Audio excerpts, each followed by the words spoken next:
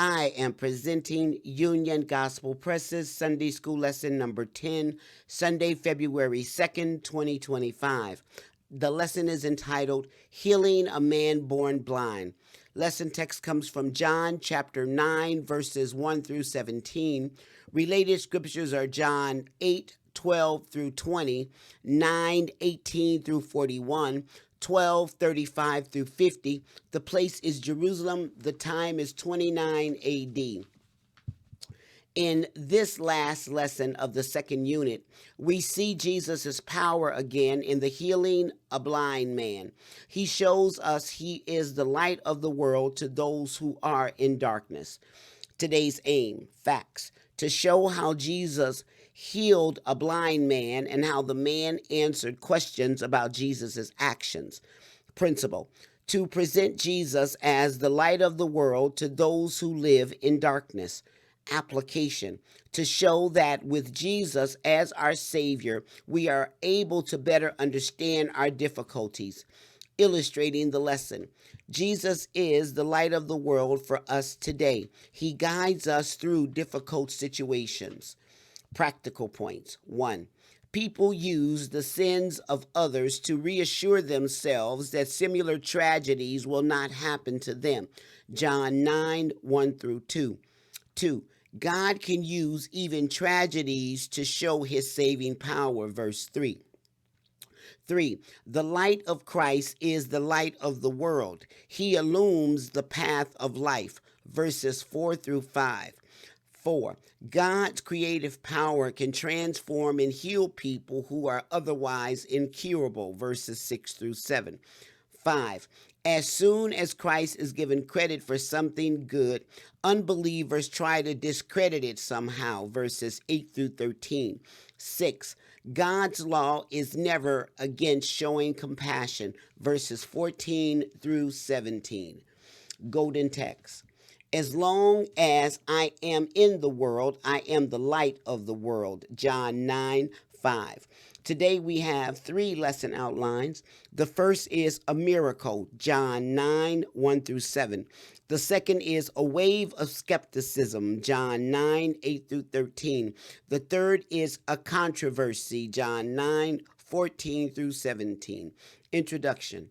Throughout his ministry, Jesus was repeatedly confronted by Jewish religious leaders who opposed everything he said and did.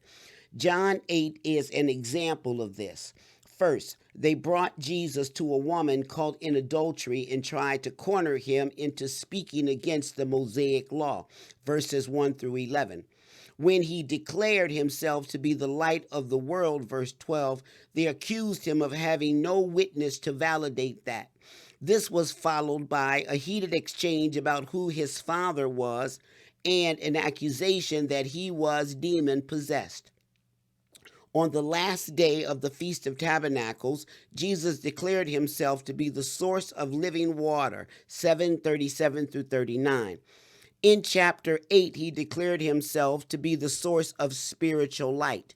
Then spake Jesus again unto them, saying, I am the light of the world. He that followeth me shall not walk in darkness, but shall have the light of life. Verse 12. Jesus proceeded to prove in a practical way the truth of what he had said about being the light of the world. Soon after he made the claim, he was faced with a man living in physical darkness, and he gave him the ability to see. A miracle. John 9, 1.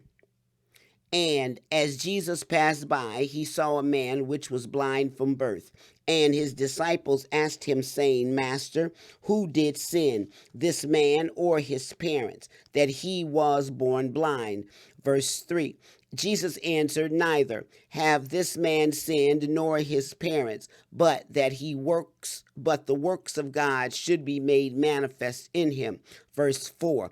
I must work the works of him that sent me while it is day. The night cometh when no man can work. Verse 5. As long as I am in the world, I am the light of the world. Verse 6.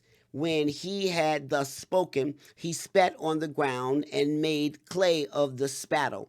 And he anointed the eyes of the blind man with the clay, verse 7, and said unto him, Go wash in the pool of Siloam, which is by interpretation sent.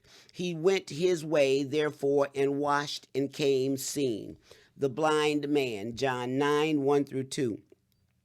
Apparently, it was soon after the Feast of Tabernacles, 7:2, that Jesus and his disciples came across a man in Jerusalem who had been blind since birth. He must have been well known, for the disciples knew of the longevity of his condition. The blind man had resorted to begging, 9:8. He was not allowed to beg on the Sabbath, verse 14, but by being there on that day, he increased his exposure for help on the other days of the week. No doubt there were other blind people around, but Jesus had a lesson he wanted to teach through this particular one.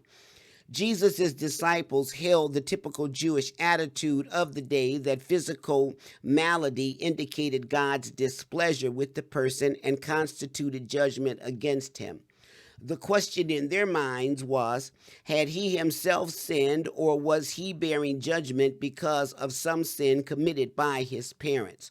Their thought might have stemmed from the statement in Exodus 34:7, which says that God will by no means clear the guilty, visiting the iniquity of the fathers upon the children and upon the children's children unto the third and to the fourth generation.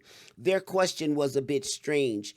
If the man was being punished for a sin he committed, it had to be a prenatal sin. It is not clear that the disciples expected Jesus to heal this case. They are puzzled by the Jewish notion that sickness was a penalty for sin.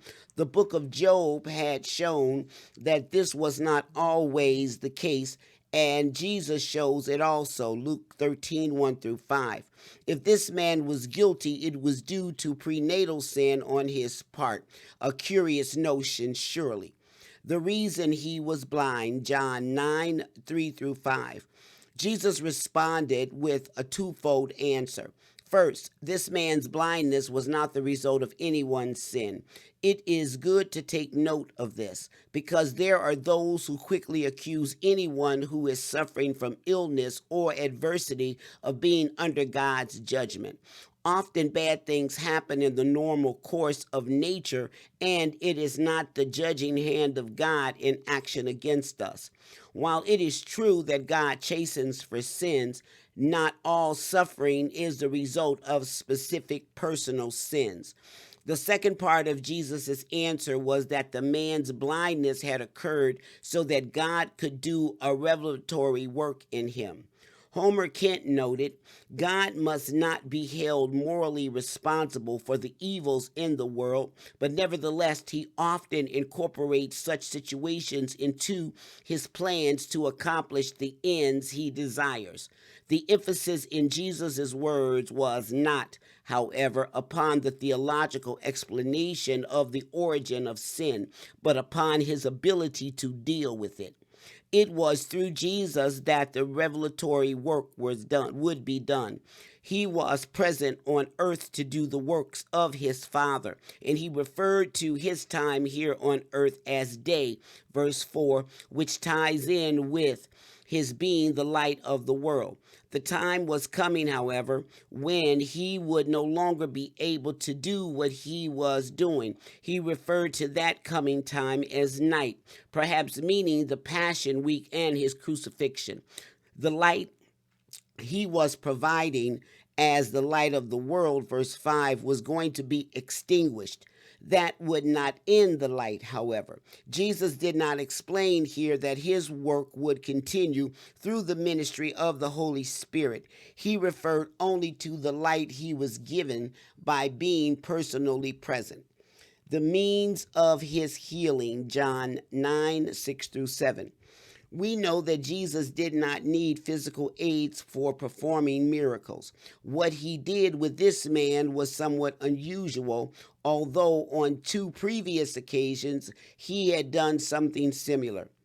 Mark 7:33 tells of a time when a deaf man with a speech impediment was brought to him, and Jesus took him aside from the multitude and put his fingers in his ears, and he spit and touched his tongue in order to heal him.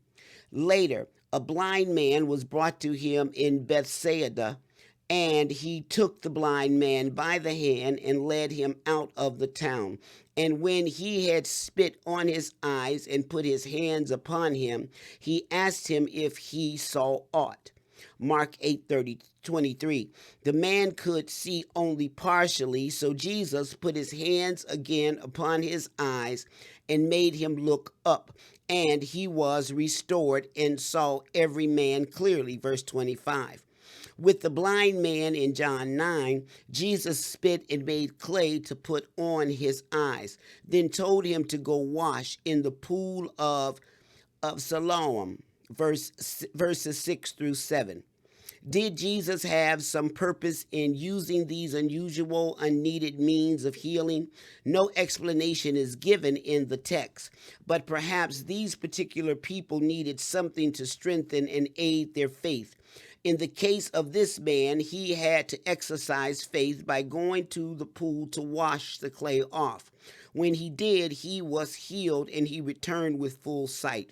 There was no need for optical growth as in babies, even though he had been born blind. It was a miracle that produced complete ability to see instantly. Verse 7 makes a point of noting that the name Siloam means sent. Jesus had just mentioned that he had been sent by God, verse 4, and now he was sending this man to exercise faith in getting healed. It was the sent one, that is the Messiah come from God, who was sending him. A wave of skepticism, verse 8. The neighbors, therefore, and they which before had seen him that he was blind, said, Is not this he that sat and begged? Verse 9. Some said, This is he. Others said, He is like him. But he said, I am he. Verse 10. Therefore said they unto him, How were thine eyes opened? Verse 11. He answered and said, A man that is called Jesus made clay and anointed mine eyes, and said unto me, Go to the pool of Siloam and wash. And I went and washed, and I received sight. Verse 12. Then said they unto him, Where is he? He said, I know not. Verse 13. They brought to the Pharisees him that aforetime was blind, identifying himself. John 9:8 through 9. There was an immediate stirring of interest among the neighbors when this man returned home able to see. He was an adult who had been born blind, and his ability to see now was beyond their belief. An immediate discussion followed. Their question began to circulate as to whether this was actually the same man. They had seen him sitting by the roadside begging because of his inability to see. But now here he was talking about seeing everything for the first time in his life. Some of them dismissed the possibility by saying that this man simply looked like the one who was blind but was not really him. There was a similarity in their looks, but of course it was not possible for someone born blind to suddenly see. Miracles then, as now, were not common or expected among the people, and therefore were not something readily accepted. Mistaken identity was the easiest way to explain what they were witnessing, but this explanation did not satisfy everyone. As he listened to the discussion going on around him, the man assured them that he was indeed the man who had been blind. This reassurance led to further questions. The curiosity of the neighbors is understandable in view of his lifelong condition. Explaining his healing, John 9:10 through 11. Since this man was in fact the one they had always known to be blind, the neighbor's next question was an obvious one.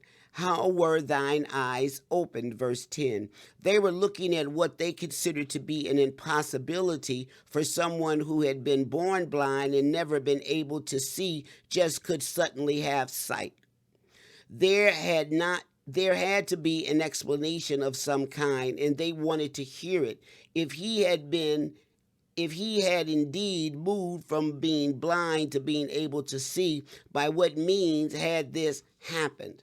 The man simply related what had happened, even though he himself did not yet fully understand it all.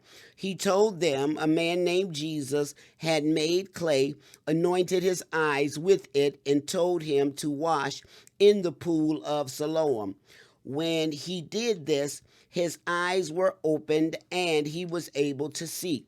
We learned later that this explanation did not satisfy the religious leaders, who continued to seek more information. They were determined to deny that Jesus had anything to do with this incident, so they questioned the man further. John 9:24 says, "They again called the man that was blind and said unto him, Give God the praise. We know that this man is a sinner." The man stated that he did not know whether Jesus was a sinner, but that he did know he had been miraculously healed of his blindness. When the Pharisees still asked for information about how it had happened, the healed man countered, "I have told you already, and ye did not hear. Wherefore would ye hear it again? Will ye also be his disciples?" Verse 27. Facing the Pharisees, John 9:12-13. The man's initial encounter with the Pharisees took place when the neighbors could not reconcile in their minds what they were seeing and hearing. They wanted to know where this Jesus was and if he had been there and healed the man. The man had no answer because he had still been blind at the time of his interaction with Jesus. After his return from the pool of Siloam, he had no he had no idea what the man who had helped him looked like. If Jesus had been right there, he would have known him. It was only later that Jesus would come to him and reveal himself as his benefactor, John 9:35-38. As of now, all the man knew was that it had been the man they all knew as Jesus. Since he had never seen him, he had only one possible response to their question about where Jesus was. "I know not," verse 12. Instead of accepting the situation and rejoicing over what had happened, the neighbors took him to the Pharisees. Apparently, they felt that something this unusual needed the insight of their respected religious leaders.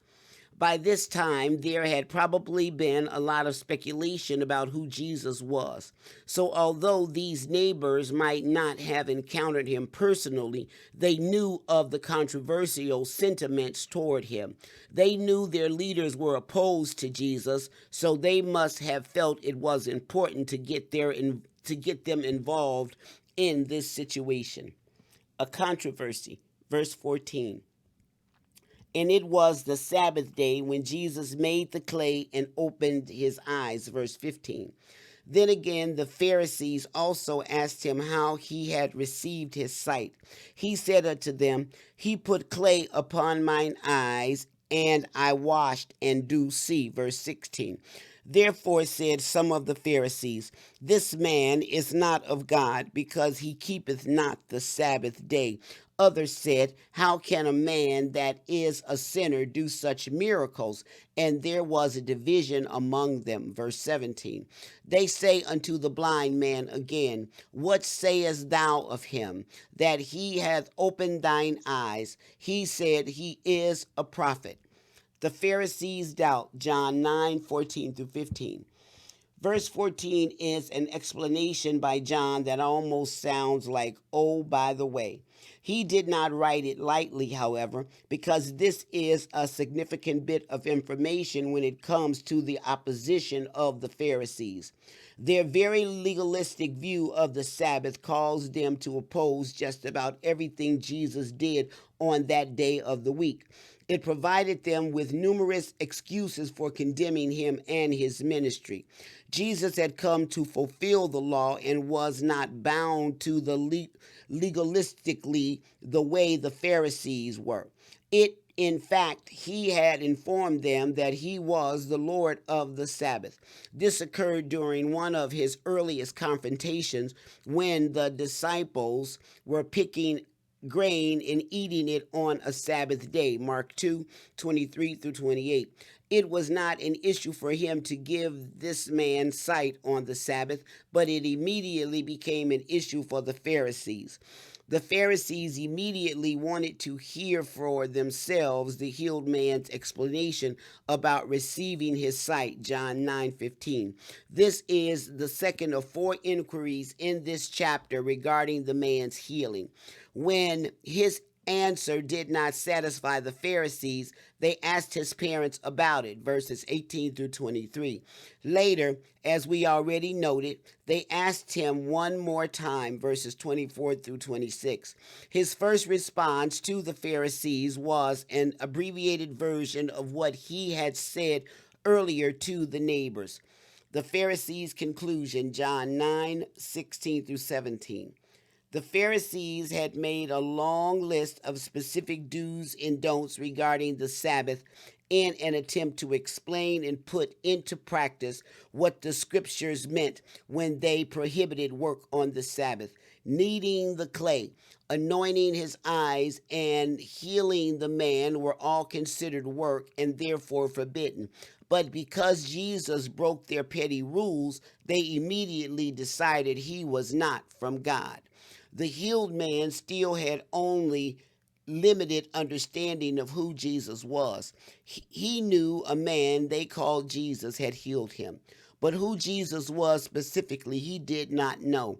When the Pharisees asked the man about Jesus, he simply concluded that Jesus must be a prophet, since he was open to the truth. Though he was later introduced to Jesus and became a believer in him. Questions. 1. What was the condition of the man described in John 9? How long had he been that way? 2. What typical Jewish attitude of the day did the disciples express?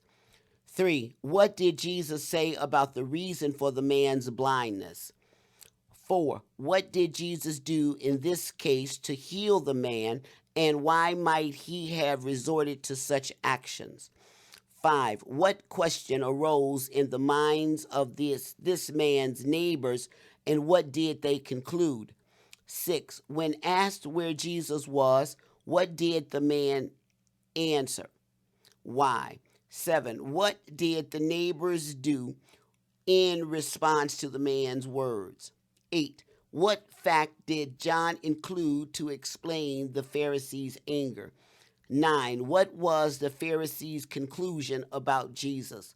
10. What conclusion did the healed man draw about Jesus? This concludes the Sunday school lesson for Sunday, February 2nd, 2025. Thank you for listening. Please remember to click the subscribe tab. God bless.